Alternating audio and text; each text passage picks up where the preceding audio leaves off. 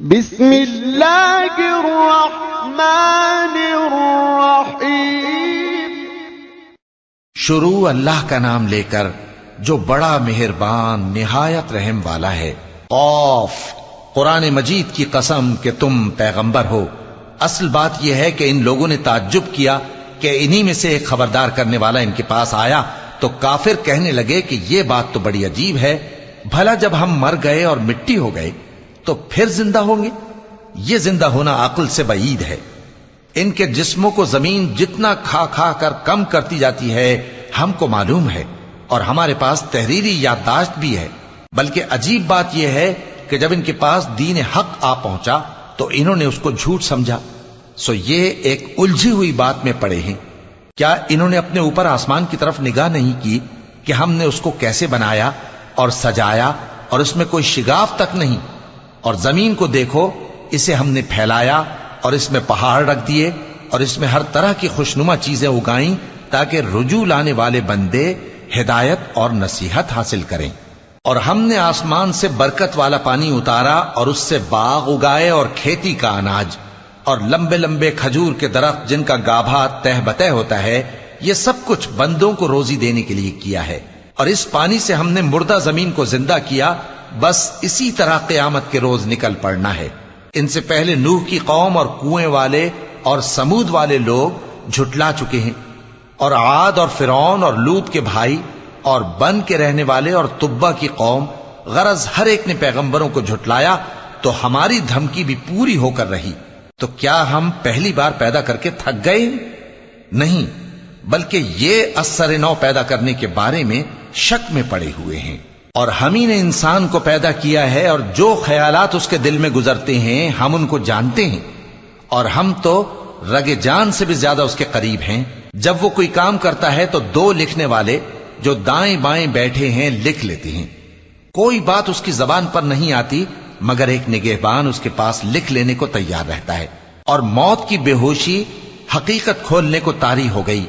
اے انسان، یہی وہ حالت ہے جس سے تو بھاگتا تھا، اور سور پھونکا جائے گا، یہی عذاب کی دھمکی کا دن ہے۔ اور ہر شخص ہمارے سامنے اس حال میں آئے گا کہ ایک فرشتہ اس کے ساتھ ہانکنے والا ہوگا اور ایک اس کے اعمال کی گواہی دینے والا۔ یہ وہ دن ہے کہ اس سے تو غافل ہو رہا تھا، اب ہم نے تجھ پر سے پردہ اٹھا دیا تو آج تیری نگاہ تیز ہے۔ اور اس کا ہم نشیں فرشتہ کہے گا کہ یہ اعمال نامہ میرے پاس تیار ہے۔ حکم ہوگا کہ ہر سرکش ناشکرے کو دوزخ میں ڈال دو، جو مال میں بخل کرنے والا، حد سے بڑھنے والا، شبہ نکالنے والا تھا، جس نے اللہ کے ساتھ اور معبود مقرر کر رکھے تھے، تو اس کو سخت عذاب میں ڈال دو۔ اس کا ساتھی شیطان کہے گا کہ اے ہمارے پروردگار، میں نے اس کو گمراہ نہیں کیا تھا بلکہ یہ آپ ہی رستے سے دور بھٹکا ہوا تھا۔ اللہ کہے گا کہ میرے حضور میں رد و قد نہ کرو، میں تمہارے پاس پہلے ہی عذاب کی وعید بھیج چکا تھا۔ میرے ہاں بات بدلہ نہیں کرتی، اور میں بندوں پر ظلم کرنے والا نہیں۔ اس دن ہم دوزخ سے پوچھیں گے کہ کیا تو بھر گئی؟ وہ کہے گی کہ کچھ اور بھی ہے۔ اور بہشت پرہیزگاروں کے قریب کر دی جائے گی کہ ان سے مطلق دور نہ ہوگی۔